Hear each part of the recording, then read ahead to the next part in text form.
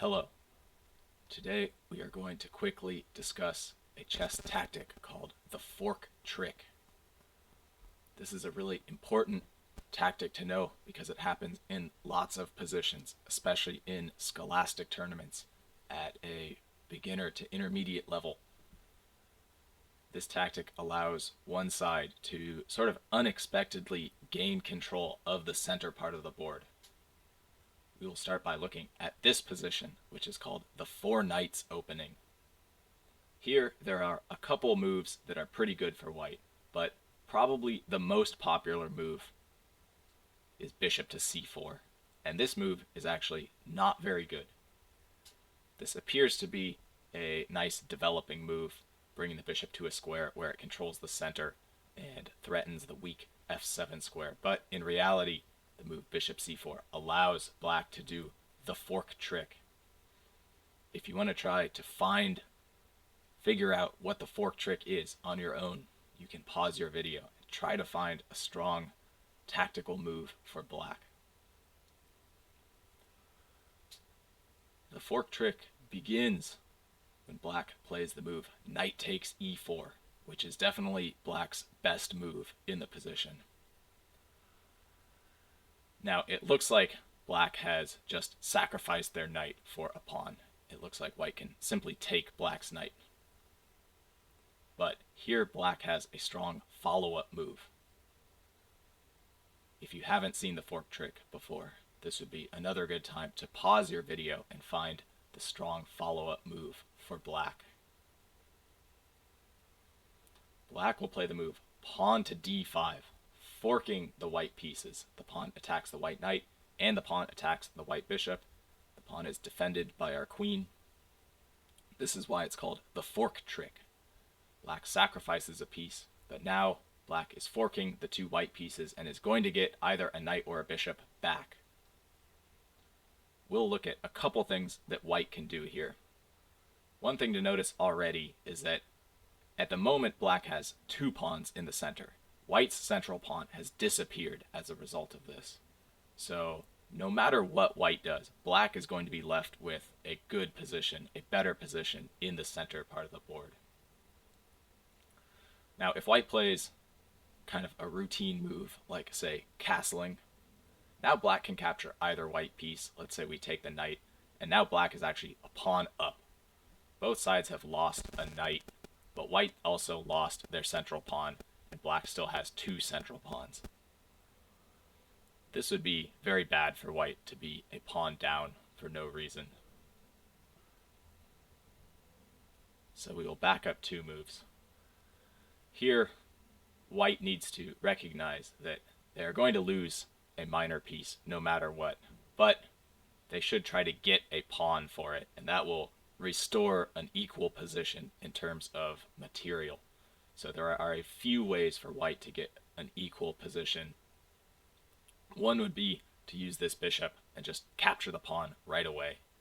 And this leads to an equal material position that is very common after black has played the fork trick. Looking at this position, black is simply a lot better than white. And the reason is that black has a pawn in the center. White's central pawn has mysteriously vanished as a result of this transaction.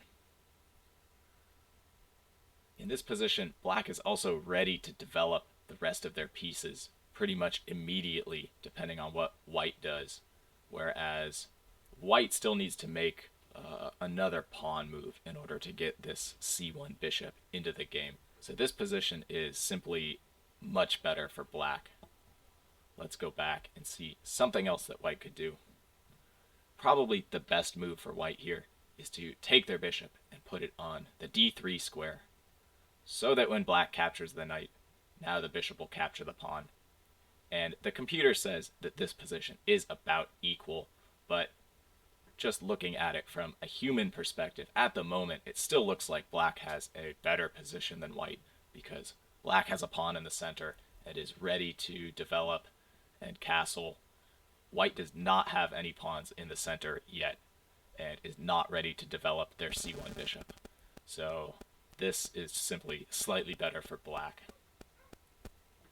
Now we'll go all the way back, and we'll look at one other option for white. In this position, after black starts the fork trick, there is one other thing that white could try if white is tricky. White might think, if I capture the knight, I'm going to get forked. So I can play a move to preemptively avoid the fork. This move would be bishop takes f7 check. A lot of kids really like to play this move because they think it's really aggressive. We get to capture on f7. We get to put the king in check. Seems like white is the one being aggressive here, but let's see what happens. The black king will take the bishop to get out of check. White will take the black knight. And now white's idea is that they have preemptively gotten rid of this bishop on c4. So when black goes d5, it is no longer a fork. And now we have another equal material position.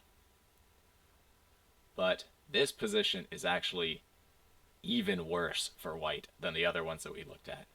Because in this version of the fork trick, not only did white lose their e4 pawn, black also got 2 pawns side by side in the center.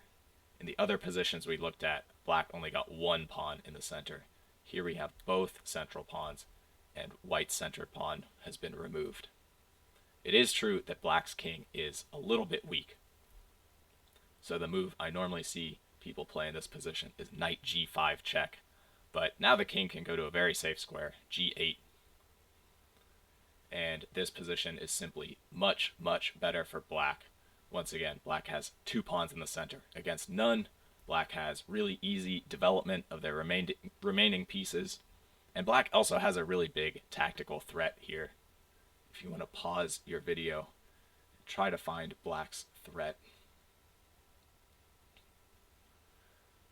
Black is threatening the move pawn to e4, attacking white's knight on f3.